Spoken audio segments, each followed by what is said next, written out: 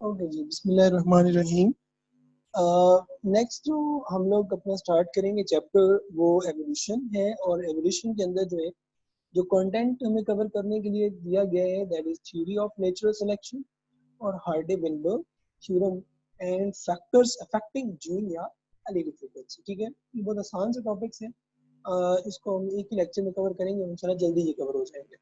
अच्छा, theory of natural selection की अगर हम बात करते हैं, इससे पहले अगर हम बात करते हैं, मैं थोड़ा सा बैकग्राउंड आइडिया देता जाता हूँ हमारे पास के जो है वो एवोल्यूशन जो है वो हमारे पास क्या है। ठीक हो गया। एवोल्यूशन को अगर हम डिफाइन करें, हम इसको कह सकते हैं जी ग्रेजुअल डेवलपमेंट ऑफ स्पीशीज। ठीक हो गया। फ्रॉम अर्लियर, ठीक है, from earlier forms during the, आप कह सकते हैं, हिस्ट्री। यानी क्या हो रहा है, ग्रेजुअल डेवलपमेंट हो रही है स्पीशीज की फ्रॉम अर्लियर। जो पहले फॉर्म्स, अर्लियर फॉर्म्स उनकी मौजूद थी, उनके अंदर क्या हो रहा है, चेंज हो रहा है हिस्ट्री के अंदर। हिस्टोरिकली क्या हो रहा है, ये चेंजेस आती जा रही है with the passage of time. हमारे पास क्या हो रहा है, चेंजेस आने के रिजल्ट में क्या होता है कि वो जो स्पीशी है वो हमारे पास क्या हो जाती है, ऑल्टर हो जाती है, चेंज हो जाती है। स्पीशी की जो नेचर है, स्पीशी की जो फिजियोलॉजिकल फॉर्म है वो हमारे पास क्या हो जाती है, आप कह सकते हैं ऑल्टर हो जाती है। अच्छा, अब इसके अंदर आप लोगों को आइडिया है कि before going to detail natural selection, आप लोगों को आइडिया है कि हमारे पास डिफरेंट स्कूल ऑफ थॉट्स हमारे पास थे, जिसके अंदर नेचुरल सिलेक्शन था एक, और दूसरा हमारे पास जो था वो था स्पेशल क्रिएशन का। ठीक हो गया। और इसमें हमने नेचुरल सिलेक्शन को जो है वो आगे कंटिन्यू करना है। अच्छा, अब इसके अलावा जो है फर्स्ट लाइफ जो है वो कहाँ से इवॉल्व हुई थी, ये भी आप लोगों को पता है कि हमारे पास एक एक्सट्रीम बैक्टीरिया थे जिसको हमने नाम दिया था आर्की बैक्टीरिया। ठीक है, आर्की बैक्टीरिया। और ये आपने पढ़ा था कि जी अबाउट 120 डिग्री तक जो है वो क्या करता है, सरवाइव कर रहा है किन के अंदर, हाइड्रोथर्मल वेंट्स के अंदर। ठीक है, हाइड्रोथर्मल वेंट्स जो गर्म पानी के चश्मे होते हैं, जहाँ पे 120 डिग्री तक जो है वो हमारे पास क्या होता है, टेम्परेचर होता है। तो 120 डिग्री टेम्परेचर तक जो है वो आर्की बैक्टीरिया सर्वाइव करते हैं। तो इनिशियली जब लाइफ कह लें इवॉल्व हुई, तो कंसीडर किया गया कि हमारे पास जो लाइफ की एवोल्यूशन है वो अबाउट 420 मिलियन ईयर्स अगो हमारे पास जो है वो हुआ है। ठीक है, और वो एक्चुअल में कहाँ पे हुआ है, वो इस पानी के अंदर जो है वो, यानी हाइड्रोथर्मल वेंट्स के अंदर हुआ है, जो कि 120 खोलता है। और वहां पे हमारे पास वो कहते हैं कि कुछ फिजियोलॉजिकल, कुछ आप कह सकते हैं चेंजेस हुई। ठीक है, और उन चेंजेस के रिजल्ट में क्या हुआ कि हमारे पास जो है वो आर्की बैक्टीरिया बने। ठीक हो गया। अच्छा, अब ये जो 420 मिलियन है, ये एक्चुअल में जो अर्थ है उसकी सराउंडिंग में आप कह सकते हैं ओजोन का बिल्ड होना है। ठीक है, और ओजोन की वजह से आपको पता है कि जो सन रेडिएशन जो है वो आ रही होती है, ठीक है, हमारे पास वो क्या आ रही होती है कि रेडिएशंस के रिजल्ट में जो अर्थ है उसके ऊपर जो है वो प्रॉब्लम आ रही है। तो अब ओजोन क्या करती है, उनको जो है वो क्या करती है, प्रोटेक्ट करती है। हाँ, तो हम बात कर रहे थे कि यानी 420 मिलियन ईयर अगो अर्थ को जो है वो एक स्टेबल इन्वायरमेंट प्रोवाइड किया गया। अच्छा, उसके बाद हमारे पास जो है जो प्रोकैरियोट्स थे, ठीक है, प्रोकैरियोट्स थे, प्रोकैरियोट हमारे पास जो है वो अबाउट 3.5 मिलियन ईयर जो अगो जो है वो इनका आया। और ये कंसीडर किया गया कि जो प्रोकैरियोट्स थे ये स्टार्ट एक्चुअल में प्रोकैरियोट से फर्दर जो है वो यूकैरियोट जो है वो इवॉल्व हुए। ठीक है, इसमें दो थ्योरीज फर्दर आती हैं, यूक्लिड कैसे बने, एंडोसिम्बियोटिक थ्योरी हमारे पास और मेम्ब्रेन इमेजिनेशन थ्योरी है। ठीक है, अब ये वो यहाँ पे उन्होंने डिस्कस नहीं की हुई, तो इसलिए फिर हम उनको डिटेल में जो है वो हम नहीं डिस्कस कर रहे। ठीक हो गया। तो ये एक्चुअल में एक सीक्वेंस था जिसके अंदर जो है वो डिफरेंट मैकेनिज्म्स हुए, और उन मैकेनिज्म्स के रिजल्ट में हमारे पास क्या हुआ कि जो एवोल्यूशन है वो हमारे पास हो गया। और ये ग्रेजुअल चेंज है, ये नहीं है कि आज हमारे पास कोई ऐसा मैकेनिज्म हुआ है और उसके रिजल्ट में जो हमारे पास क्या होगा कि कल जो है वो कोई ना कोई चेंज हो जाएगा। ठीक हो गया। अच्छा, इसके बाद हमारे पास आते हैं थ्योरी ऑफ नेचुरल सिलेक्शन। ठीक है, आप लोगों को पता है हमारे पास जब भी नेचुरल सिलेक्शन की बात होती है तो हमारे पास एक मेन पर्सन का जो है हमारे पास नाम आता है, और वो हमारे पास कौन है? डार्विन। ठीक हो गया। अच्छा, डार्विन जो है, आप लोगों को आइडिया है कि डार्विन ने जो है वो हमारे पास अपनी बुक जो है वो एक पब्लिश की थी। The book name is the origin of species. ठीक हो गया, इसको पूरा लिख देता हूं मैं, ओरिजिन ऑफ स्पीशीज। ठीक हो गया।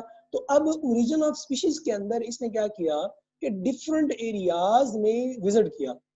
ठीक है, और डिफरेंट एरियाज में विजिट करने के बाद इसने क्या किया कि एक फाइनल सोल्यूशन दिया।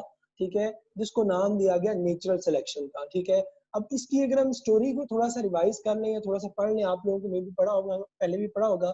ठीक है, मैं थोड़ा सा आपको इसका जो है वो एक देता जाता हूँ कि मैं इसको बल्कि यहाँ ले जाता हूँ। यहाँ देखिएगा जरा। अब जो डार्विन था, ठीक है, चार्ल्स डार्विन। ठीक है, डार्विन की जो हिस्ट्री है वो कुछ इस तरह से आती है कि जी जो है हमारे पास इंग्लैंड के अंदर जो है वो इनकी एक्चुअली बर्थ हुई थी 1809 के अंदर। ठीक है, और इसने क्या किया था कि जी एक हमारे पास कह सकते हैं कि HMS बीगल जो है नामी एक कह सकते हैं कि शिप था, जिसपे इसने जो है अपना पूरा का पूरा विजिट किया। अच्छा, अब इसने जो विजिट किया, किस तरह से विजिट किया, इसका एक मैं आपको स्टोरी बता देता हूँ। ठीक है, ताकि आपको आइडिया हो जाए कि उस स्टोरी को बिल्ड करके इसने क्या क्या जो है वो रिजल्ट्स दिए। फिर इसकी जो स्टोरी थी उसके रिजल्ट्स को हम क्या करेंगे, जो है वो फिर फर्दर कंबाइन करेंगे। ठीक हो गया। अच्छा, अब इसने जो है इंग्लैंड से खुद था। ठीक है, ये हमने कहा। इसने क्या किया कि साउथ अमेरिका, ठीक है, साउथ अमेरिका के हवाले से जो है वो इसने क्या किया कि कह सकते हैं विजिट किया वहां के, और वहां पे जो फ्लोरा एंड फाना था। ठीक है, फ्लोरा हम कहते हैं, आप कह लो कि जो क्लासिफिकेशन ऑफ, आप कह लो, प्लांट्स, और फाना हम कहते हैं क्लासिफिकेशन ऑफ एनिमल्स। ठीक हो गया।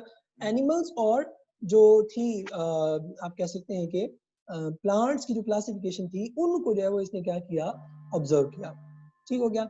अच्छा, अब उनको ऑब्जर्व करने के बाद जो है इसने क्या किया कि जियोग्राफिकली, ठीक है, इस तरह से जियोग्राफिकली, जियोग्राफिकली,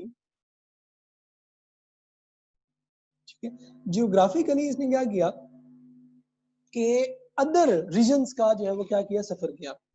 ठीक है, और इनके अंदर जो है इसने ऑब्जर्व किया कि जो इनके अंडर ऑब्जर्वेशन थे हमारे पास, ठीक है, वो थे स्पेसिफिक आइलैंड्स, जिनमें जो उसकी बुक में हमारे पास आता है वो आता है गैलापागोस आइलैंड। ठीक है, अच्छा, गैलापागो आइलैंड्स हमारे पास आ जाएगा। ठीक हो गया ना। अब जरा गौर से इसको अंडरस्टैंड करना है हमारे पास कि जो साउथ अमेरिका है, ठीक है, और आइलैंड है। अब ये साउथ अमेरिका अलग प्लेस है, और गैलापागो आइलैंड हमारे पास क्या है, ये एक अलग, आप कह सकते हैं, रीजन जो है वो हमारे पास आ जाता है। ठीक हो गया। अच्छा, अब हमारे पास जो साउथ अमेरिका फ्लोरा एंड फाना का रीजन है, और फ्लोरा फाना, इसने क्या किया कि जो साउथ अमेरिका था, लेट्स सपोज मैं यहाँ पे इसको थोड़ा सा मैप बना लेता हूँ। लेट्स सपोज ये हमारे पास है जी साउथ अमेरिका। ठीक हो गया, साउथ अमेरिका। उसके बाद इसने डिस्टेंट रीजन पे, लेट्स सपोज मैं कहता हूँ कि मेरे पास जो है ये पड़े हुए हैं गैलापागो आइलैंड, डिफरेंट गैलापागो आइलैंड्स थे। मैं कहता हूँ कि ये मेरे पास G1 है, यानी गैलापागो आइलैंड 1। इसी तरह गैलापागो आइलैंड 2, इसी तरह गैलापागो आइलैंड 3। लेट्स सपोज हम 3 है, वैसे तो ज्यादा थे, मगर हम 3 जो है वो ले रहे हैं। अब इसने क्या किया कि साउथ अमेरिका के अंदर जितने भी प्लांट्स थे, ठीक है, प्लांट्स को ऑब्जर्व किया और एनिमल्स को ऑब्जर्व किया, और उसमें बेसिक एग्जांपल उसने ली फिंचेस की। ठीक हो गया। फिंचेस आप कह सकते हैं, अ टाइप ऑफ, आप कह लो, स्पैरो हमारे पास है। ठीक है, अच्छा, 13 डिफरेंट जो है, अच्छा डिफरेंट बुक में डिफरेंट है, मगर यहाँ पे जो यूएचएस में पीटीवी के हवाले से आपने याद रखना है वो 13 डिफरेंट जो है फिंचेस की टाइप्स थी जिसको उसने स्टडी किया। ठीक हो गया। अच्छा, अब जो है उसने क्या किया कि जब वो साउथ अमेरिका से वो इन गैलपैगो आइलैंड्स पे पहुंचा तो यहाँ आके भी उसने क्या किया कि उन्हीं फिंचेस को जो उसने वहां देखी थी, ठीक है, फिंचेस, ठीक है, उन्हीं 13 फिंचेस को इन गैलपैगो आइलैंड्स के अंदर भी जो है वो उसने क्या किया, ऑब्जर्व किया। ठीक है, यहाँ पे भी गैलपैगो आइलैंड 1 पे देखा, 2 पे देखा, 3 पे देखा। अच्छा, जब उसने कंपेयर किया ना कि जो साउथ अमेरिका की फिंचेस है वो गैलपैगो आइलैंड्स के ऊपर जो पाए जाने वाली फिंचेस है इनसे टोटली डिफरेंट है। समझ आ गई? यानी यहाँ पे जो साउथ अमेरिका के अंदर फिंचेस है they are different from Galapagos island. ठीक है, गैलपैगोस आइलैंड। ठीक है, अब इसकी रीजन क्या हो सकती है तो वो भी फिंचेस, और जो साउथ अमेरिका में है वो भी फिंचेस है, but why the finches those are found in Galapagos Islands are totally different from the finches those are found in South America। अब उसने क्या किया, उसने पहले तो इन आइलैंड्स को कंपेयर किया साउथ अमेरिका के साथ, फिर उसने क्या किया कि इन गैलपैगो आइलैंड पे ये वाली जो फिंचेस थी ना इनको आपस में भी चेक किया। ठीक हो गया, आपस में भी इसने इसको ऑब्जर्व किया कि क्या आपस में भी ये मिलती है या इनकी कोई डिस्टिंक्शन है।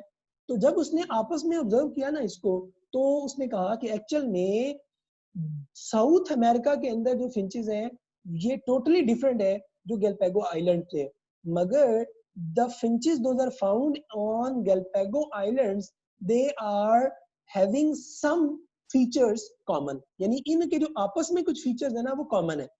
जबकि साउथ अमेरिका के अंदर जो हमारे पास फिंचेस हैं उनके साथ अगर कंपैरिजन करते हैं तो ये क्या हो जाते हैं, डिफरेंट है। समझ आ गई इस बात की? तो उन्होंने कहा ये क्या चक्कर है, यानी ये हालांकि आइलैंड्स हैं और ये भी आपस में एक दूसरे से काफी डिस्टेंस पे है, ये भी काफी डिस्टेंस पे है, तो what is the reason behind कि ये आइलैंड्स पे जो फिंचेस है वो काफी हद तक सिमिलर है, मतलब एक दूसरे से उनके फीचर्स मिलते हैं और साउथ अमेरिका से नहीं मिलते। इसी तरह इसी रीजन के अंदर, ठीक है, यानी गैलपैगो आइलैंड्स पे उसने क्या किया, उसने ऑब्जर्व किया कुछ फॉसिल्स को। ठीक है, फॉसिल्स को। अब ये जो फॉसिल्स इसने ऑब्जर्व किए ये फॉसिल्स थे फिंचेस के, और इन फिंचेस को उसने कंपेयर किया इस साउथ अमेरिका वाले फिंचेस के साथ, तो ये बिल्कुल सिमिलर थे।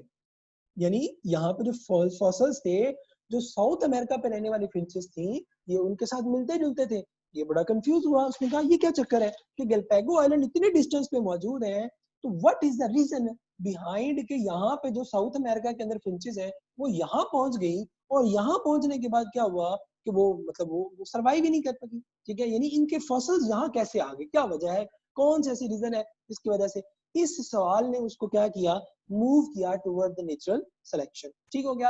अच्छा, उसके बाद अब इसने इसकी एक्सप्लेनेशन दी कि हमारे पास जो है तो ठीक है, इसने उसकी क्या की एक्सप्लेनेशन दी कि हमारे पास जो है वो क्या वजह है कि यहाँ पे जो साउथ अमेरिका के अंदर जो फिंचेस है वो वाली और गैलपैगो आइलैंड पे मौजूद फिंचेस जो अलाइव है वो सिमिलर नहीं है, मगर यहाँ पे जो अलाइव है और गैलपैगो आइलैंड पे जो फॉसिल्स हैं फिंचेस के वो आपस में सिमिलर है। और क्वेश्चन क्या माइंड में आया कि गैलपैगो आइलैंड पे ये जो फॉसिल्स यानी ये वाली जो अलाइव फिंचेस है साउथ अमेरिका वाली वो यहाँ कैसे पहुंच गई। समझ आ गई इस बात की? तो अब इसको आप कह सकते हैं कि उसने डिफरेंट सिनेरियो के अंदर जो वो क्या किया, ढाल दिया कह लो आप। ठीक है, किस तरह से उसने अपने रिजल्ट्स, अच्छा अब ये उसने सिर्फ फिंचेस को नहीं ऑब्जर्व किया, बहुत सारी अदर आप कह लो कि प्लांट्स और अदर एनिमल स्पीशीज जो है उनको भी ऑब्जर्व किया। ठीक है, तो जो रिजल्ट फिंचेस में आ रहा था सेम वही रिजल्ट उसको मिला बाकी जो प्लांट्स थे उनके अंदर और एनिमल्स थे उनके अंदर, यानी दोनों के अंदर जो उसको आप कह सकते हैं कि जो है वो सेम आप कह सकते हैं जो वो आ रहे थे, यानी रिजल्ट्स आ रहे थे सब के सब जो सेम। उस सब को इसने इकट्ठा किया, यानी इससे, और उस सब की जो इंफॉर्मेशन थी उसको इसने क्या किया, जो अपनी बुक लिखी थी, ठीक है, द ओरिजिन ऑफ स्पीशीज, ठीक है, इसके अंदर जो है वो उसने सारा कुछ ऐड कर दिया और उसके बाद एनालिसिस किया। एनालिसिस के बाद उसने क्या किया, हमारे पास के रिजल्ट्स दिए और रिजल्ट्स क्या थे उसके, उसने कहा जी कि नंबर 1 हमारे पास क्या होती है, डिसेंट आप कह सकते हैं होती है विद मॉडिफिकेशंस, ठीक हो गया। नंबर 2 हमारे पास जो मेजर चीज थी वो क्या थी, नेचुरल सिलेक्शन के अकॉर्डिंग, ठीक है, नेचुरल सिलेक्शन के अकॉर्डिंग एडॉप्टेशन, ठीक हो गया। अब मैं यहाँ पे एक स्केच बनाने लगा हूँ, आपने उस स्केच को नोट कर लेना है, ठीक है, याद रख लीजिएगा। अगर आपको ये स्केच याद रहेगा, आपको नेचुरल सिलेक्शन और उससे रिलेटेड जितने भी पॉसिबल एमसीक्यूज हैं वो हमारे पास जो है वो क्या है आ सकते हैं, ठीक हो गया। अब वो क्या है जी, जरा इसको गौर से देखिएगा और उसको नोट भी कर लीजिएगा, ठीक है। स्केच क्या था, स्केच हमारे पास था कि जी जो एक मिनट इसको साफ कर लूं, ये ओके। अब जो स्केच था हमारे पास वो क्या था कि हमारे पास ये है जी डार्विन,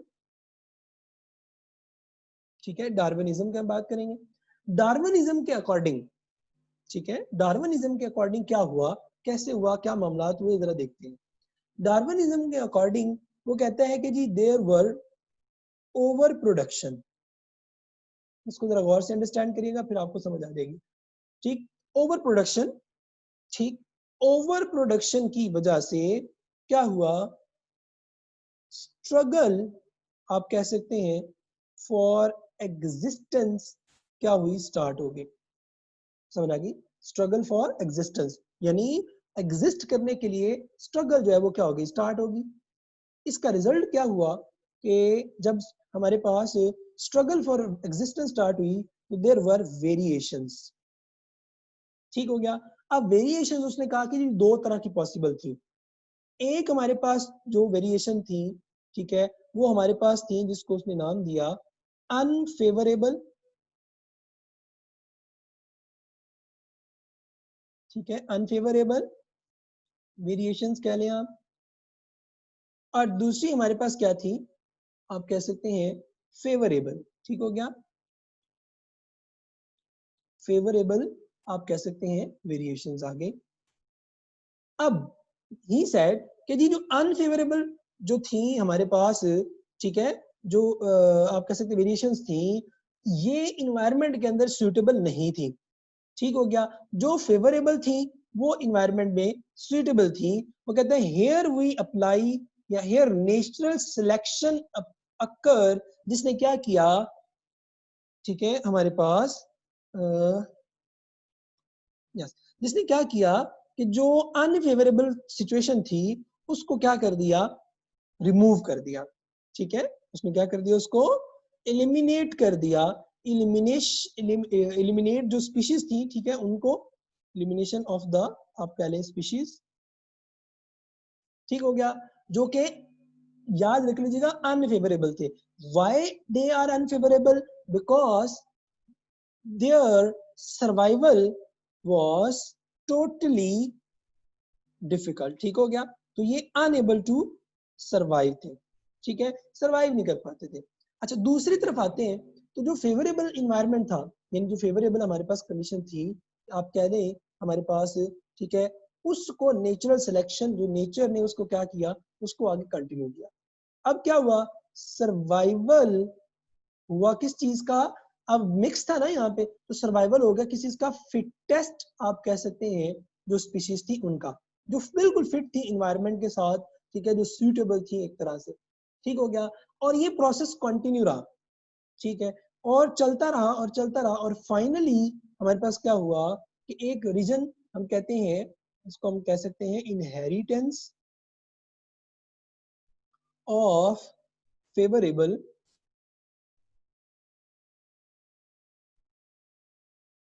फेवरेबल आप कह सकते हैं वेरिएशन, ठीक हो गया। उसके बाद स्लोली स्लोली स्लोली स्लोली क्या हुआ कि चेंजेस आते गई इसी मैकेनिज्म को फॉलो करते हुए, और हमारे पास क्या हुआ कि आप कह सकते हैं एक्यूमुलेशन हो गई,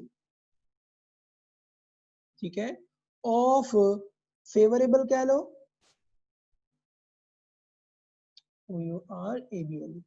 फेवरेबल या फिटेस्ट जो स्पीशी थी उसकी, ठीक हो गया।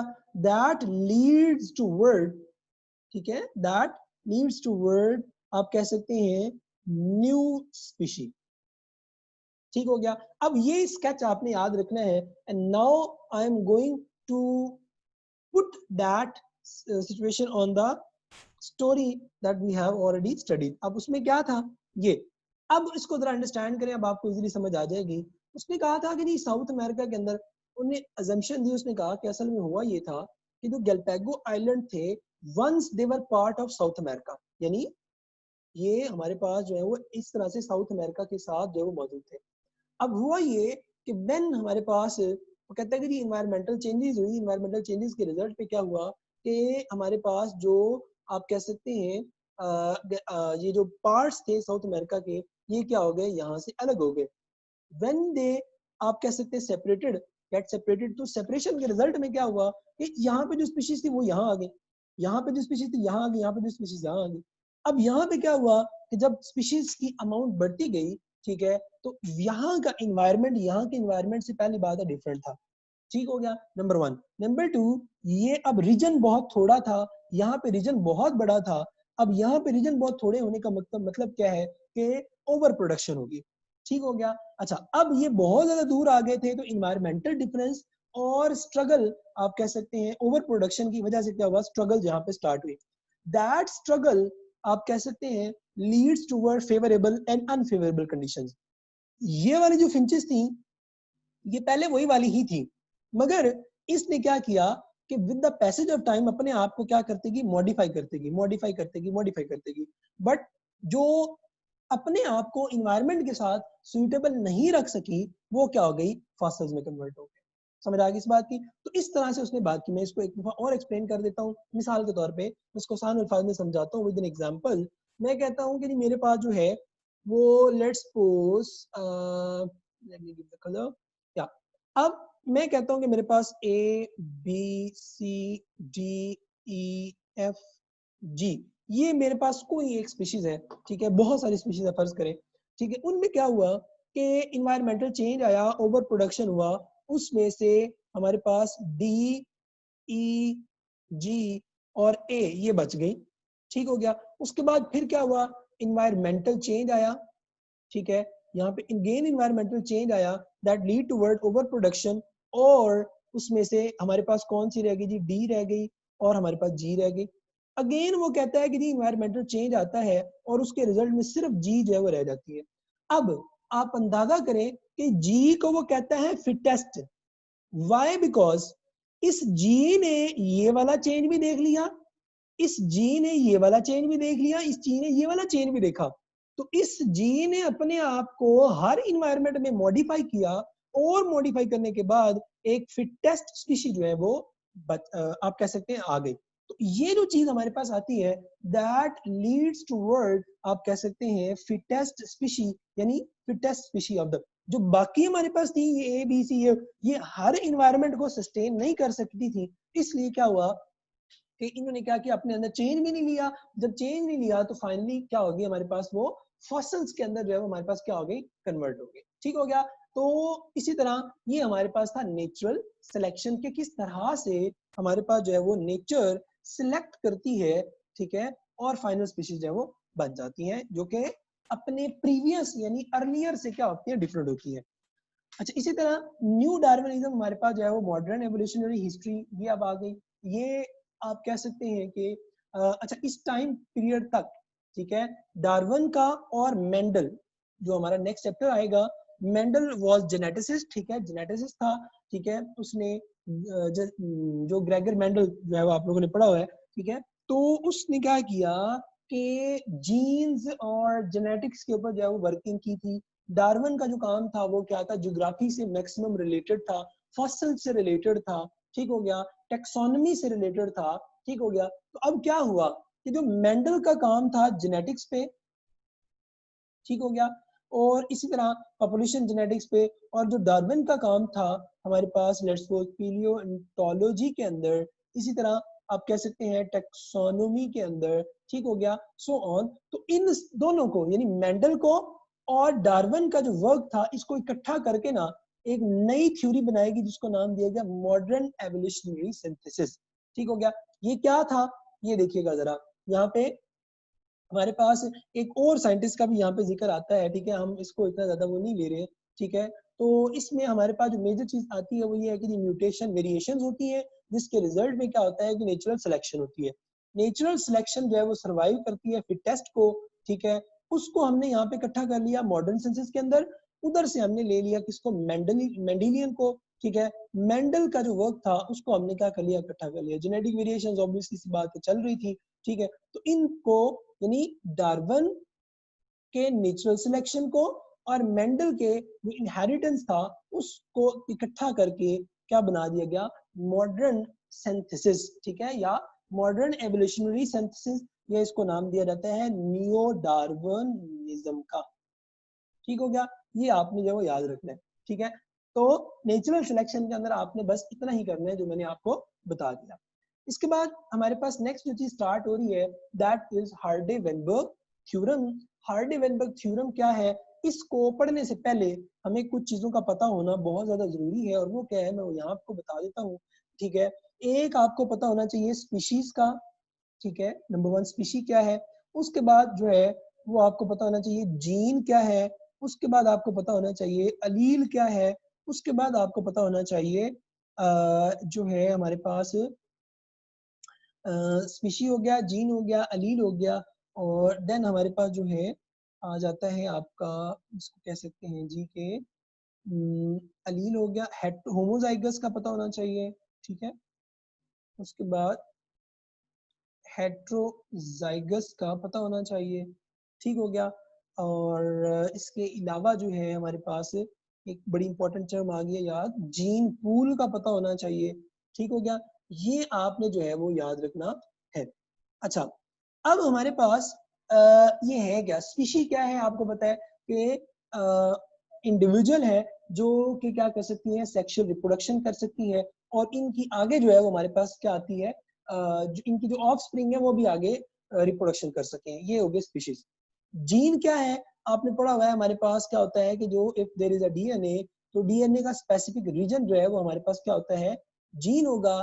ठीक हो गया, ये डीएनए है, और डीएनए का जो कि स्पेसिफिक कोडिंग कर सकता है, यानी इसके लिए अंदर इसके अंदर जो एक प्रोटीन को कोड करने के लिए क्या है, सीक्वेंस है मौजूद। अलील क्या होती है, ये आप लोगों ने पढ़ा हुआ है कि हमारे पास जो क्रोमोसोम होता है, क्रोमोसोम पे, ठीक है, ओके, क्रोमोसोम के ऊपर जो है हमारे पास क्या होगा इस तरह से, ये सिस्टर क्रोमैटिड की फॉर्म के अंदर होता है, तो उसमें एक हमारे पास इस तरफ एक इस तरफ, एक्चुअल में क्या होता है कि जो 23 पेयर आपने पढ़े हुए हैं ह्यूमन के अंदर होते हैं, और 46 क्रोमोसोम की फॉर्म में होते हैं। वो 23 पेयर का मतलब क्या है कि लेट्स सपोज फर्स्ट पेयर है, इसमें क्या होता है कि एक जीन अगर इधर है तो इसकी पैरेलल जीन जो है वो दूसरी तरफ होगी, that may be small A, और ये भी हो सकता है कि इधर भी स्मॉल ए हो। समझ आ गई इस बात की, ये याद रखना है। और ये भी हो सकता है कि एक तरफ कैपिटल ए हो और दूसरी तरफ स्मॉल ए। तो ये एक्चुअल में क्या है, ये कॉम्बिनेशंस है डिफरेंट, आप कह सकते हैं जीन के। तो अब आप कह लो कि partner of gene is called as allele. Gene is called allele. ठीक हो गया, ये अब ए दूसरी ए की क्या है, आप कह सकते हैं हमारे पास अलील है, ये इसकी क्या है, अलील है, ये क्या है, ये अलील है। अब एक और चीज याद रखना, ये कैपिटल ए है तो इसको हम कहते हैं होमोजाइगस। ठीक हो गया, ये क्या है, हेट्रोजाइगस, और ये क्या है, होमोजाइगस। बट इसमें एक चीज की एडिशन यहां करता जाता हूं, ये है होमोजाइगस डोमिनेंट, ये है होमोजाइगस रिसेसिव। डोमिनेंट जो अपना एक्सप्रेशन सबसे ज्यादा मैक्सिमम जो है वो शो करता है, रिसेसिव जो डोमिनेंट के आने की वजह से अपने एक्सप्रेशन को एक्सप्रेस नहीं कर पाता, उसे हम कहते हैं होमोजाइगस रिसेसिव। ठीक हो गया, ये आपने जो है वो याद रखना है।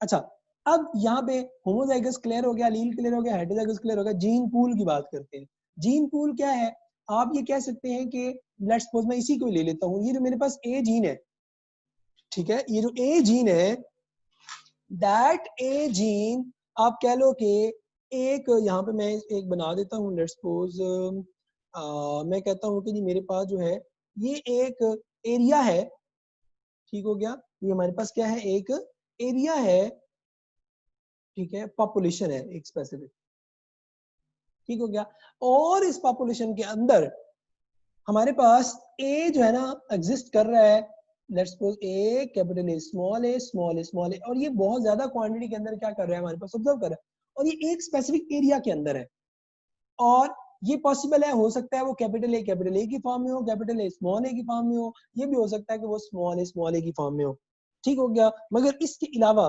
कोई भी एक जीन है, मसलन मैंने कहा कि ये जो है ना कोई एक स्पेसिफिक प्रोटीन बना रही है, तो ये याद रखना कि एक पूल, एक पॉपुलेशन के अंदर एक जो जीन होती है, ठीक है, वो आप कह सकते हैं नॉर्मली हमारे पास क्या होगी, उस एक ही तरह की जीन का टोटल ओवरऑल जो कलेक्शन है उसको हम कह देते हैं जीन पूल। अच्छा, अब जो एक जीन होती है और जिसमें वेरिएशन ना हो, कोई तब्दीली ना हो, कोई चेंज ना हो, उसको हम कहते हैं फिक्स्ड जीन, ठीक है, उसको हम क्या कहेंगे, फिक्स्ड जीन। अब हम इसको अलील भी कह सकते हैं क्योंकि ये अलील की फॉर्म के अंदर होती है, ठीक है। अब मैं आपको वापस लेके जाता हूँ, ठीक है, अब आपको क्लियर हो जाएगा। यहाँ देखिएगा जरा, ये देखिए आप जरा डेफिनेशन मेरी बुक की ही ऐड की है। डेफिनेशन क्या है, frequencies of all allele and genotypes in a population. अब जरा गौर से देखना, frequencies of all allele, frequencies आप कह लें, आप इसको अमाउंट के सेंस में ले लें ताकि आपको याद रखने में कोई प्रॉब्लम ना आए, ठीक हो गया। यानी अमाउंट कह लें, मिकदार कह लें, कंसंट्रेशन कह लें, यानी इतने हमारे पास जो है वो क्या है, आप कह लो कि पॉपुलेशन है और इतने टाइम पीरियड के अंदर जो हमारे पास रह रहे हैं। अच्छा, अब हमने क्या कहा, frequencies of alleles and genotypes, यानी फ्रीक्वेंसी ऑफ अलील क्या होगी, capital A capital A capital A small A small A small A, and genotype in population genes pool remain constant. बड़ा ही important point, over generation unless acted upon by agents other than sexual reproduction, sexual recombination. Sexual recombination crossing over है, यानी वो कहता है कि crossing over नहीं हो रही, उसको छोड़ के बाकी हमारे पास जो एक्सटर्नल एजेंट्स होते हैं अगर वो एक्ट करते हैं उसकी वजह से ये चेंज हो सकता है, अदरवाइज ये चेंज नहीं होता। यानी जो पॉपुलेशन के अंदर फ्रीक्वेंसी है जीन की, कंसंट्रेशन है जीन की, मिकदार है जीन की, वो क्या रहती है, कांस्टेंट रहती है। ये आपने याद रखना है। अब सवाल आता है कि भाई ये कांस्टेंट कैसे रहती है, capital A capital A capital A small A small A small A, ये कांस्टेंट कैसे रहेगी। तो याद रखना हमारे पास मैंने इसके लिए एक ग्राफ ऐड किया है।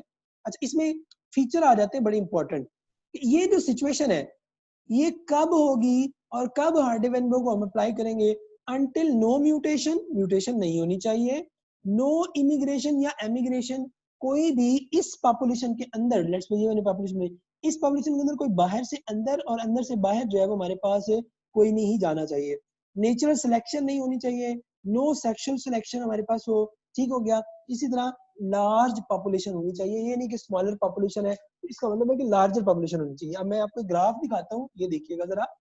अब इसमें देखें, आपको नजर आ रहा होगा हमारे पास कि अब यहाँ पे हार्डी वेनबर्ग ने क्या किया, उसने कहा जी कि जो हमारे पास जो कैपिटल ए थी वो हमारे पास डोमिनेटिंग थी, उसने कहा कि ये जो हमारे पास पी के इक्वल है और जो स्मॉल ए है वो हमारे पास क्यू के इक्वल है, ठीक हो गया। और जब हेटेरोजाइगस की बात करेंगे तो ये क्या हो जाएगा, पी क्यू। अब यहाँ पे जो उसने दिया हुआ है ये ए, यानी अगर आप इसको, ठीक है, मैं इसको आगे आपको करके बताता हूँ तो आपको पता चल जाएगा। इसमें जरा एक चीज जो याद रखने वाली वो क्या है कि इस तरह देखें, उसमें वैल्यूज ली हुई है डिफरेंट, ठीक है, पी और क्यू की 0 से 1 तक, फिर नीचे उसने 0 से 1 तक इस तरफ ली हुई है, स्प्लिट किया हुआ है, ठीक हो गया। और उसके बाद ये हमारे पास इस तरफ जो आ रही है ये हेटेरोजाइगस के लिए जो है इंडिकेट कर रही है। अच्छा, अब इसमें देखिएगा जरा, ये ग्राफ यहाँ से ऊपर जा रहा है, वो कहते हैं कि जैसे जैसे हमारे पास एक पॉपुलेशन इंक्रीज होती है ना, उसके रिजल्ट में क्या होता है, दूसरी पॉपुलेशन डिक्रीज होती है। अंदाजा करें आप, समझ आ गई, एक इंक्रीज हो रही है तो दूसरी डिक्रीज होती है, और इन दोनों के सेंटर में ये वाली जो ग्रीन वन आ रही है ये है हेटेरोजाइगस, और हेटेरोजाइगस क्या करती है, अपने आप को इन दोनों के दरमियान में जो है वो रख रही होती है, ठीक हो गया। इसको हम एग्जांपल से पढ़ेंगे, मैं अगर आपको मजीद जो है वो क्लेरिफिकेशन जो है वो उससे हो जाएगी। अब यहाँ पे उसने क्या किया, इक्वेशन दी, इक्वेशन उसने क्या दी, उसने कहा कि हमारे पास जो जो डोमिनेटिंग और रिसेसिव हमारे पास है, ठीक है, उस ओवरऑल, यानी अगर आप डोमिनेंट और रिसेसिव को इकट्ठा करेंगे तो एक इक्वल होगा, यानी 1 इक्वल होगा, वो कांस्टेंट होगा। इधर देखो जरा, यहाँ गौर से देखना जरा, आप इग्नोर करें इस ग्रीन वन को, और अगर आप लें इस ब्लू को और हमारे पास इस रेड वन को, अब देखें जो ब्लू वन है इट स्टार्टिंग फ्रॉम 1 और एंडिंग एट 0, ठीक हो गया। और या ठीक है, और अगर हम बात करते हैं ग्रीन वन की, तो ग्रीन हमारे पास जो है वो क्या हो रही है, बल्कि ये इस तरफ से इसको दिया हुआ है उसके नाम से, ये 1 से 0 तक इस तरफ से, ठीक है, ये 1 से इस तरफ आ रही है, सेम ही है, ठीक हो गया। और दूसरी तरफ देखेंगे तो ये यहाँ से 0 से लेकर ये 1 तक जब वो जा रही है, ये ज्यादा हो रही है 0 से 1, ठीक हो गया, और ये 1 से 0 जो है वो हमारे पास आ रही है ये वाली, ठीक हो गया। अच्छा, अब इसका हो क्या रहा है, ये एक्चुअल में क्या बताना क्या चाह रहा है, ये बताना ये चाह रहा है कि आप इस डोमिनेंट रिसेसिव वाली को ले लो या डोमिनेंट वाली को ले लो, इन दोनों को जब आप ऐड करोगे ना, ये इक्वल्स टू 1 होगा। मसलन आप यहाँ से इस ग्राफ से कोई भी वैल्यू उठा लोगे, इस रीजन से ले लो, ठीक है, और इधर से इस रीजन को ले लो, इक्वल्स टू 1 होगा। आप इस रीजन से इस रीजन को ले लो, ये इक्वल्स टू 1 होगा। समझ आ गई इस बात की। ये देखो, आप कहते हो कि मैं इस रीजन से लेता हूँ, अब इस रीजन के ऊपर ये देखिएगा, ऐसे हम इसको अगर कवर करते हैं, ये ऑलमोस्ट 0.7 और 0.3 आ रहा है, ये इकट्ठा हो गया तो ये क्या हो गया हमारे पास 1 हो गया। तो आप किसी भी एंगल पे जो है, इस एंगल पे ले लें, इस एंगल पे ले लें, किसी भी एंगल पे आप जब क्या करते हैं उसको दोनों को ऐड करना चाहते हैं किसी भी रीजन पे, तो उसका जो सम होगा वो हमारे पास 1 होगा। ये 1 कब तक रहेगा, जब तक म्यूटेशन नहीं होनी चाहिए, इमिग्रेशन लोगों को या पॉपुलेशन में उस स्पीशी को मूव नहीं करना चाहिए एक जगह दूसरी जगह, नेचुरल सिलेक्शन नहीं होनी चाहिए, ठीक हो गया, और सेक्सुअल सिलेक्शन भी नहीं होनी चाहिए, और लार्ज पॉपुलेशन का होना बहुत ज्यादा मैटर करता है, ठीक हो गया। अब ये जो है वो बनाएगी, उसने कहा कि चलो ठीक है जी, मान लेते हैं P + Q = 1, ये आपने कह दिया कि हमारे पास जो है वो क्या है, ये P हमारे पास हमने कह दिया डोमिनेटिंग की है, और Q हमारे पास जो है वो क्या है, रिसेसिव की है। तो ये बताएं कि फिर जो हेटेरोजाइगोस होंगे उनके हवाले से क्या होगा। तो इसने क्या किया कि हमारे पास बाइनोमियल एक्सपेंशन की, किस तरह से, उसने कहा कि अगर हमारे पास आप पी क्यू दो पॉपुलेशन हो, ठीक है, दो स्पीशीज हो, लेट्स सपोज मैं कहता हूँ ये स्पीशी 1 है इस तरफ और ये स्पीशी 2 है इस तरफ, और उसमें पी और क्यू डोमिनेटिंग और हमारे पास और रिसेसिव दोनों होंगी, इस तरह डोमिनेटिंग रिसेसिव होंगी। वो कहता है जब क्रॉस होता है ना, ये हो जाएगा p², इसको क्रॉस करेंगे, उसके बाद ये p इस क्यू के साथ जाता है pq, उसके बाद ये p इसके साथ आएगा तो ये pq हो जाएगा, और इसके साथ करेंगे तो q² हो जाता है, ठीक हो गया। अब वो कहता है कि एक्चुअल में ये p² प्लस ये और ये दोनों क्या हो गया, 2pq हो गया, प्लस हमारे पास क्या हो गया q²। वो कहता है कि आप इन सबको इकट्ठा कर लो फिर भी 1 के इक्वल होगा। समझ आ गई, आप इन सबको इकट्ठा कर लेंगे फिर भी वो 1 के इक्वल है। समझ आ गई इस बात की। वो यहाँ पे फिर दोबारा आपको बताता है, ये जरा गौर से देखो। अब आप क्या करो, ये जो ग्रीन वन लिया हुआ है, आप इन तीनों पॉइंट्स को ऐसे इकट्ठा कर लो, ठीक है। जब आप इन तीनों पॉइंट्स को इकट्ठा करोगे, उसके बावजूद ये क्या होगी 7.7 और 0.3 को इकट्ठा कर ले तो हमारे पास क्या आ जाएगा। इसी तरह वो कहता है आप इस एंगल पे ले लो। अब इस एंगल पे क्या है कि ये जो हेट्रोजाइगस है, अब गौर से सुनना, बड़ी मजे की चीज है, पी क्यू, अब ये हेट्रोजाइगस क्या है, हाई, उसके रिजल्ट में दूसरी देखो, जो डोमिनेटिंग थी रिसेसिव थी और डोमिनेटिंग थी वो क्या हो गई, कम हो गई। समझ आ गई इस बात की। इसी तरह मैं दोबारा फिर किसी और जगह के ले लेता हूँ, ठीक है। लेट्स से मैं कहता हूँ कि जी मुझे जो है ना आप इस रीजन को कैटेगराइज करके दे। अब इस रीजन को देखो जरा, इस रीजन पे क्या होगा कि हेट्रोजाइगस अगर यहाँ पे है तो इसी के रीजन के अंदर आपको लेना पड़ेगा, ठीक है, ये, ठीक है। अब इस लाइन को अगर हम देखेंगे तो ये यहाँ पे हेट्रोजाइगस अब ज्यादा हो गई और ये रिसेसिव यहाँ पे हो गई, यानी ये स्मॉल स्मॉल हो गया, ये सॉरी स्मॉल क्यू हो गया, ये पी क्यू हो गया और ये पी पी हो गया, यानी ये हाई हो गई, ये डाउन होगी, ये हमारे पास सबसे डाउन होगी। अगर इस रीजन पे लेते हैं, ये देखो इस रीजन पे क्रॉस करते हैं, इस रीजन में देखो ये सबसे ज्यादा, ये हेट्रोजाइगस कम, और ये हमारे पास क्या होगी, सबसे कम होगी। तो एक्चुअल में ये जो ग्राफ है ये रिप्रेजेंट करता है कि जो अलीलिक फ्रीक्वेंसी है, अलीलिक फ्रीक्वेंसी, अब ये कैपिटल है, ये एक दूसरे की क्या है, अलील है।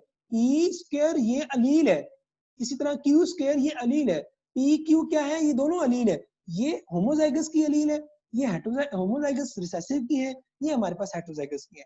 समझ आ गई इस बात की? होपफुली आपको जो है वो ये ग्राफ जो है वो मैंने पुट किया था ये आपको समझ आ गया होगा। अच्छा, अब हमारे पास वो कहता है कि ये जो आपको एक्सपेंड दी हुई है, ठीक है, ये कब तब तक जो है वो ठीक है जब तक आप जो पीछे रूल्स दिए हैं उनको अप्लाई नहीं करते। अच्छा, फर्ज करें वो जो फैक्टर है जो जिसकी वजह से आप जो है ना वो हार्डे-वेनबर्ग को अप्लाई नहीं करते, वो कौन से हैं जी? ये देखिएगा जरा, mutation, migration, genetic drift, non random mating और सिलेक्शन। अगर इनमें कोई भी चीज पॉपुलेशन के अंदर आती है, हार्डे-वेनबर्ग थ्योरम को हम अप्लाई नहीं करेंगे। वहां पे P plus Q is equal to 1 apply नहीं होगा। P square plus 2PQ plus Q square is equal to 1 apply नहीं होगा। और फिर हार्डे-वेनबर्ग जो थे उन्होंने क्या कहा, उन्होंने कहा कि जी जो P प्लस क्यू ये जो एक्चुअल में ये जो फॉर्म है ये असल में इसी की बाइनोमियल एक्सपेंशन है। ठीक है, आपने प्री क्लासेस 9-10 में पढ़ा होगा, जब आप इसको ओपन करते हैं तो आप क्या लेते हैं, P square plus 2PQ plus Q square is equal to 1। तो ये बाइनोमियल एक्सपेंशन जो है वो आ जाती है। तो अगर ये केसेस होंगे तो इसमें अप्लाई नहीं करेंगे। इनको हम डिटेल में देखते हैं। लेट्स म्यूटेशन को देखते हैं। अगर हमारे पास म्यूटेशन, देखो जरा, हम एक जीन को फोकस कर रहे हैं और वो जीन हमारे पास है जी, लेट्स सपोज ए जीन है, ठीक हो गया। अब ए जीन पहले ये थी, इसमें हो गई म्यूटेशन। म्यूटेशन कोई भी हो सकती है, ठीक हो गया। म्यूटेशन हुई, म्यूटेशन के रिजल्ट में अब ये जीन तो जीन नहीं रही, ठीक है, ये जीन तो वो ए तो नहीं रही, इसलिए हम यहाँ पे हार्डे-वेनबर्ग थ्योरम को अप्लाई नहीं करते।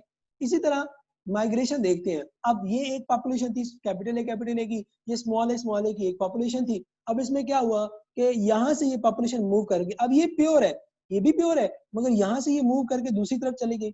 अब ये क्या हो गई, माइग्रेशन होगी। माइग्रेशन दो तरह से, इमिग्रेशन भी हो सकती है, माइग्रेशन भी हो सकती है, ठीक है, एमिग्रेशन भी हो सकती है। इमिग्रेशन आप कह सकते हैं कि जो मूव कर गया, ठीक हो गया, एक पॉपुलेशन के अंदर। और एमिग्रेशन ये कि ये यहाँ से निकले, यानी इसका इधर आना हमारे पास क्या होगा, इमिग्रेशन, यहाँ से निकलना क्या होगा, एमिग्रेशन। समझ आ गई इस बात की? तो ये भी अगर होगा उस सूरत में भी हम, क्योंकि उसका रिजल्ट क्या होता है, देखो यहाँ पे 1 2 3 4 5 6 7 8 9 10, लेट्स सपोज 10 हमारे पास जो वैल्यूज आ रही थी इनकी, इस एक के ऐड होने की वजह से अब इसकी जो एलीलिक फ्रीक्वेंसी है ये डिफरेंट है। ये यहाँ आके क्या करेगी, इसके जो नॉर्मल जो जीन फ्रीक्वेंसी है या एलीलिक फ्रीक्वेंसी है उसको क्या कर देगी, चेंज, उसको चेंज कर देगी। ठीक हो गया। अच्छा, आगे देखते हैं जेनेटिक ड्रिफ्ट है। ये देखिए, अब जेनेटिक ड्रिफ्ट में क्या हुआ, कोई सडन चेंज हुआ, ठीक है, सडन डिजास्टर हो गया। आपने अक्सर देखा होगा, लाइक यहाँ पे फर्ज करें ये कुछ स्पेशल बग्स थे, उनके ऊपर जो है वो फर्ज करें किसी ने जो पाँव रख दिया तो उनको डिस्ट्रॉय हो गए। अब उसमें ये कम हो गए, अब ये इनकी जो अमाउंट है ये ज्यादा होती जाएगी। समझ आ गई इस बात की? यानी सडन चेंज का ना हो, सडन चेंज में हो सकता है अर्थक्वेक आ जाए, कोई तूफान आ जाए, कोई आप कह सकते हैं सैलाब आ जाए। उसका रिजल्ट क्या होगा कि फर्ज करें एक स्पेसिफिक एरिया के अंदर कुछ जो है वो स्पीशीज ही जो है वो क्या हो गई, खत्म हो गई है। जब वो स्पीशीज ही हमारे पास खत्म हो गई है, उसका रिजल्ट क्या हुआ हमारे पास कि स्पीशीज के खत्म होने की वजह से, ये वाली स्पीशीज खत्म होने की वजह से अब क्या होगा, मसलन मैं कहता हूँ capital A capital A capital A small A small A small A था, ठीक है। जब यहाँ पे नेचुरल डिजास्टर यानी जेनेटिक ड्रिफ्ट हुआ, उसके रिजल्ट में क्या हुआ, कैपिटल ए भी डिलीट हो गया। समझ आ गई इस बात की? और ये भी डिलीट हो गया, पीछे स्मॉल ए रह गया। अब इस सूरत में हम जो है वो हार्डे-वेनबर्ग थ्योरम को अप्लाई नहीं कर सकते, क्योंकि हमारे पास डोमिनेटिंग अलील ही नहीं है। ठीक हो गया। इसी तरह नॉन रैंडम मेटिंग की अगर हम बात करते हैं, नॉन रैंडम मेटिंग क्या होती है और रैंडम मेटिंग क्या होती है, ये देखिएगा जरा। हमारे पास एक बग है, ठीक है। अब वो बग जो है वो स्पेसिफिकली इस बग के साथ, यानी अपने जो कलर वाली बग है इसी के साथ क्या करती है, फर्टिलाइजेशन करती है, इन दोनों के साथ नहीं करती, फेवरेबल नहीं। इसको कहेंगे नॉन रैंडम मेटिंग। ठीक हो गया, इसे हम क्या कहेंगे, नॉन रैंडम मेटिंग। अब दूसरी तरफ क्या है, ये हमारे पास है तो ये इसके साथ भी फर्टिलाइज करती है, इसके साथ भी करती है, इसके साथ भी करती है, यानी तीनों के साथ जो है वो इसने क्या करना है, फर्टिलाइजेशन करनी है। इसे हम कहेंगे रैंडम मेटिंग। अगर नॉन रैंडम मेटिंग होगा ना, यानी नॉन रैंडम मेटिंग है, तो अब क्या होगा, ये इसके साथ फर्टिलाइज करता रहेगा, इसके साथ नहीं करता रहेगा, ये आहिस्ता आहिस्ता क्या हो जाएंगे, खत्म। पीछे ये क्या हो गई, ये बच जाएगी। इस सूरत में फर्ज करें मैं कहता हूँ कि जी ये थी कैपिटल ए वाली, और ये जो थी कैपिटल ए स्मॉल ए वाली थी, और ये स्मॉल ए थी। अब इस सूरत में क्या होगा, जब ये आपस में ही कैपिटल ए करता रहेगा, फ्यूज फर्टिलाइज करता रहेगा, तो उसका मतलब क्या हुआ, ये भी नहीं रहेगा, उसके बाद स्मॉल भी नहीं रहेगी। इस सूरत में अगेन हार्डे-वेनबर्ग थ्योरम को हम अप्लाई नहीं कर सकते। तो अगेन जो है हमारे पास सिचुएशन आ जाएगी। अच्छा, नेक्स्ट हमारे पास सिलेक्शन है। सिलेक्शन जो है वो याद रख लीजिएगा, वो अगर नेचुरल सिलेक्शन होती है या हमारे पास आर्टिफिशियल सिलेक्शन, हम अपनी मर्जी से करते हैं, जिस तरह आप डॉग्स की पेडिग्री जो है बनाई जाती है, ठीक है, इसी तरह नेचुरल सिलेक्शन, तो ये हम क्या करते हैं, अपनी मर्जी से जो है वो कर रहे हैं, या आर्टिफिशियली अगर हो रहा है, ठीक है, तो उसका रिजल्ट क्या होता है, याद रख लीजिएगा कि उसके रिजल्ट में आप देखो ना, फर्स्ट कर लो capital A capital A capital A small A small A small A. अब हमारी जो मर्जी की जो चीज है वो है ये वाली, बाकी इसके रिजल्ट में जो प्रोडक्ट आती है वो को खास अच्छी नहीं आती है, तो हम क्या करेंगे, हम इसको ही आगे परसू करेंगे, इन दोनों को रिमूव कर देंगे, जब इन दोनों को रिमूव कर देंगे, इसको परसू करेंगे, अगेन हार्डी-वेनबर्ग को हम अप्लाई नहीं कर सकते। ठीक हो गया। अब ये एंटी टेस्ट में इससे रिलेटेड जो पॉइंट्स आते हैं वो आपको कवर हो गए हैं मैक्सिमम। अब मैं जो स्टार्ट में फर्स्ट लेक्चर में मैंने आपको बताया था कि एंटी टेस्ट के अंदर मैथमेटिक्स के क्वेश्चन आते हैं, तो वो नॉर्मली हार्डी-वेनबर्ग से एक सवाल 100% आता है, तो you must have to memorise के जी, अगर आपके पास p plus Q is equal to 1 p square plus 2pq plus q square is equal to 1 हो, ये दोनों इक्वेशन हो, तो आपको अगर वो कहता है डोमिनेटिंग एलील की फ्रीक्वेंसी ये है, तो आप रिसेसिव की फाउंड करो, तो आप नॉर्मली क्या करेंगे, इस फार्मूला से कर लेंगे। आपको वो कहते हैं हेटेरोजाइगस की करो, आप इस फार्मूला को अप्लाई करके जो है वो कर सकते हैं। मिसाल के तौर पे मैं आपको लेके जाता हूँ। अब एक क्वेश्चन है, क्वेश्चन ये है कि in a population that is in Hardy-Weinberg, 16% of the individual show the recessive trait frequency। ठीक हो गया, ठीक है, अपने रजिस्टर जरा ओपन रखिएगा, ये अब आप लोगों ने खुद सॉल्व करना है। ठीक है, क्या है, in a population that is in Hardy-Weinberg, ठीक है, 16% of the individual show recessive, इसका मतलब है ये क्या है, Q है। What will be the frequency of dominating allele in population? Ji, dominating allele क्या है, Q। अब शाबाश, जल्दी से सॉल्व करें आप लोग इसको, ठीक है, और बताएं। देखें जरा, हमारे पास 16% उसने दी हुई है रिसेसिव की, ठीक हो गया। अब आपने उसने परसेंटेज दी हुई है, ठीक है, आप इसको परसेंटेज की फॉर्म में भी कैलकुलेट कर सकते हैं। ठीक हो गया, आप इसको परसेंटेज की फॉर्म में भी कैलकुलेट कर सकते हैं, आप इसको फ्रीक्वेंसी की फॉर्म में भी ले सकते हैं। मसलन आपको उसने दिया हुआ है Q जो है ना इज इक्वल टू है जी 16%। ठीक हो गया, आप इसको 0.16 भी कर लें, 0.16 वो वही वैल्यू जो हमने स्टार्ट में ग्राफ में देखी। अच्छा, P को वो कहता है, P कहता है वो आपने जो है ना वो मेजर करनी है, P क्या है, फार्मूला आपके पास है, इसमें आप कोई हेटेरोजाइगस का उसने डिस्कस नहीं किया हुआ, आप सीधा सीधा फार्मूला लगा देंगे, P plus Q is equal to 1। आपने P फाइंड करना है, P will remain here 1 minus Q, P is equal to 1 minus 16 is equal to sorry 0.6, ये आ जाएगा हमारे पास 0.84। अगर परसेंटेज उसने पूछी है, अब उसने देखो उसने क्या पूछी है, फ्रीक्वेंसी, सुन ले जरा, बड़ा इंपॉर्टेंट पॉइंट है, उसने फ्रीक्वेंसी पूछी है, तो आप इसको फ्रीक्वेंसी की फॉर्म में बताओगे। अगर उसने परसेंटेज पूछी है, आप उसको परसेंटेज की फॉर्म में बताओगे। समझ आ गई? तो जिन स्टूडेंट्स का 84 मार्क्स 84 जो है वो आया है आंसर, ठीक है, वो हमारे पास क्या होगा, ठीक कंसीडर होगा। अच्छा, एक और क्वेश्चन है जी, ये जरा सॉल्व करें। ठीक है, क्वेश्चन है, in a population with two different alleles for a particular locus B and small b, the allele frequency of capital B is 0.7. What would be the frequency of heterozygote in the population is in Hardy-Weinberg theorem। जी solve करें, शाबाश, जल्दी से, आपके पास 1 minute है। Okay, अब यहाँ देखें, मैं इसको सॉल्व करता हूँ, ठीक है। अब आपके पास, ठीक है, उसने जो वैल्यू दी हुई है कैपिटल बी की, यानी मैं कह रहा हूँ कैपिटल पी, जो सॉरी पी की, बी का मतलब क्या है, डोमिनेटिंग, तो डोमिनेटिंग हमारे पास 0.7 है। अब उसने पूछा what would be the frequency of heterozygote, तो 2pq होगी, ऐसा ही है।